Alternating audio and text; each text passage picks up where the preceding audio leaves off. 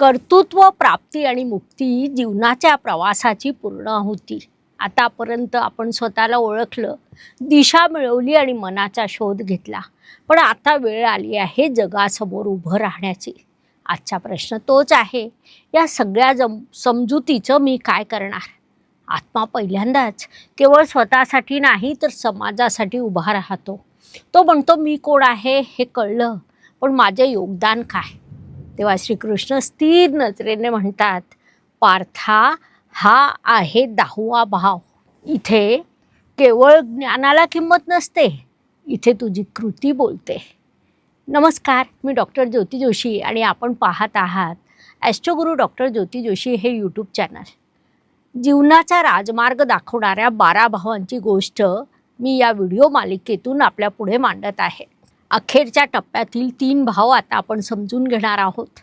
त्याआधी आपण आमच्या ॲस्ट्रोगुरू डॉक्टर ज्योती जोशी या यूट्यूब चॅनलला लाईक, सबस्क्राईब आणि शेअर करा, म्हणजे पुढील व्हिडिओ अपलोड झाला की लगेच नोटिफिकेशन येईल आणि तो सर्वात आधी तुम्हाला पाहता येईल.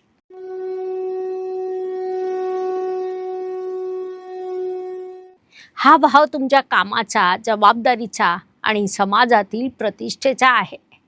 इथे काम म्हणजे केवळ नोकरी किंवा पगार नाही, तर तो तुम्ही प्रामाणिकपणे समाजाला दिलेला वेळ आहे. शेतात राबणारा शेतकरी असो वा स्टेजवरचा कलाकार, जिथे जबाबदारी आहे तिथे 10वा भाव आहे. भगवद्गीतेचा कर्मसिद्धांत इथेच लागू होतो. कर्मण्येवाधिकारस्ते मा फलेषु कदाचन. तू किती प्रसिद्ध आहेस यापेक्षा तू किती प्रामाणिक आहेस हे अधिक महत्त्वाचं. प्रतिष्ठा मागून मिळत नाही, ती सातत्य आणि मूल्यांमधून घडते. संत ज्ञानेश्वर महाराज म्हणतात त्याप्रमाणे जे काही आपण करतो ते विश्वासाठी असावं. तुमची कृती समाजावर छाप सोडते. 10वा भाव म्हणजे जबाबदारीची स्वीकृती, कर्तृत्व आणि स्थैर्य, समाजासाठी दिलेलं योगदान. श्रीकृष्ण म्हणतात, तू कोण आहेस हे तुझ्या शब्दातून नाही तर तुझ्या कामातून कळतं. आज स्वतःला विचारा, मी जे करतोय ते माझ्या मूल्यांशी जुळतंय का? 11व्या भावाची कथा. कर्म केलं, जबाबदारी उचलली आणि आता हळूहळू काहीतरी जुळायला लागलंय. हातात हात येतात, समविचारी माणसं भेटतात आणि स्वप्नांना आकार मिळतो. आत्मा आजूबाजूला पाहतो, त्याला जाणवतं मी एकटा नाही आहे. श्रीकृष्ण असंच म्हणतात, हा आहे 11वा भाव. इथे मीचा विस्तार होतो आणि आपण ही भावना जन्माला येते. हा भाव लाभाचा आणि मित्रांचा आहे. पण इथे इच्छा म्हणजे केवळ स्वार्थाची पूर्तता नाही. जेव्हा तुमच्या यशात इतरांचाही विकास होतो तेव्हाच ती इच्छा खऱ्या अर्थाने पूर्ण होते. 11वा भाव शिकवतो, एकट्याने कदाचित तुम्ही वेगाने धावाल, पण दूरपर्यंत जायचं असेल तर सोबत चालावं लागतं. कबीरजी या समाधानाबद्दल खूप सुंदर सांगतात, साई इतना दीजिए जामे कुटुंब समाय. जिथे स्वतःसाठी पुरेसा आहे आणि इतरांनाही सामावून घेता येतं, तोच खरा 11वा भाव. मित्र म्हणजे केवळ मजा नाही तर संकटात उभं राहणारे आणि स्वप्नांना पाठबळ देणारे सोबती. 11वा भाव म्हणजे स्वप्नांची पूर्तता आणि लाभ, मित्र आणि नेटवर्क, सामूहिक आनंद आणि विस्तार. श्रीकृष्ण म्हणतात, जे यश केवळ एकट्याला आनंद देतं ते अपूर्ण आहे. जे सगळ्यांना सामावून घेतं तेच खरं यश. आपण ओळख, प्रयत्न, संघर्ष, नाती आणि यशाचे सगळे टप्पे पार केले. आता काही मिळवायचं उरलं नाही आहे. आता वेळ आहे सोडण्याची. मी अनेक वर्ष ज्योतिषशास्त्र आणि भगवद्गीतेचा अभ्यास केला. त्या अभ्यासातून जन्माला आला हा ग्रंथ, ग्रहगीता. हा ग्रंथ फक्त भविष्य सांगण्यासाठी नाही तर भविष्य घडवण्यासाठी आहे.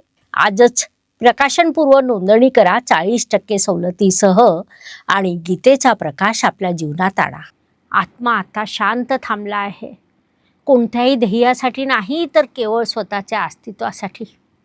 श्रीकृष्ण अत्यंत शांत स्वरात म्हणतात, बाळा, हा आहे 12वा भाव. इथे तू काही बनत नाहीस, इथे तू मोकळा होतोस. हा भाव विचारत नाही की तू काय मिळवलंस, तो विचारतो तू काय धरून बसला आहेस. सोडणं म्हणजे जबाबदारीतून पळणं नाही तर अहंकार हलका करणं. जेव्हा माझी ही पकड सैल होते तेव्हाच खऱ्या शांततेचा अनुभव येतो. उपनिषदांचा नेती नेती प्रवास इथे संपतो. बहिणाबाई म्हणतात त्याप्रमाणे, अरे संसार संसार तरी मनी नाही भार. संसारात राहूनही मन हलकं ठेवणं हाच 12व्या भावाचा विजय असतो. कबीर आठवण करून देतात की हे शरीर, हे नाव सगळं इथेच राहणार आहे. ही सत्यता स्वीकारणं म्हणजे मोक्ष. मोक्ष म्हणजे मृत्यूनंतरचं काही नाही, तर मोक्ष म्हणजे आज या क्षणी मनाची पकड सुटणं, भीती संपणं आणि अपेक्षा विरघळणं. संत ज्ञानेश्वर म्हणतात त्याप्रमाणे, जेव्हा मी उरत नाही तेव्हा फक्त असणं उरतं. 12वा भाव म्हणजे एकांत आणि ध्यान, अहंकाराचा त्याग आणि मुक्ती, अंतर्मुक्त आणि पूर्णत्व. श्रीकृष्ण असतात आणि म्हणतात, तू हा पूर्ण प्रवास केलास, तो फक्त पुन्हा स्वतःकडे परत येण्यासाठी.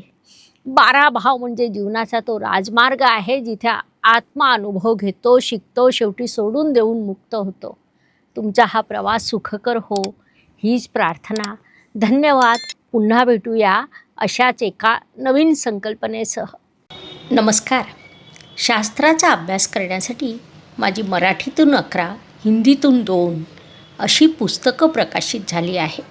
विशेष बाब म्हणजे मी स्वतः संशोधित केलेली ज्योती जोशी पद्धती अर्थात जे पद्धती या विषयावर स्वतंत्र ग्रंथ उपलब्ध आहे, त्याचा देखील लाभ घ्यावा.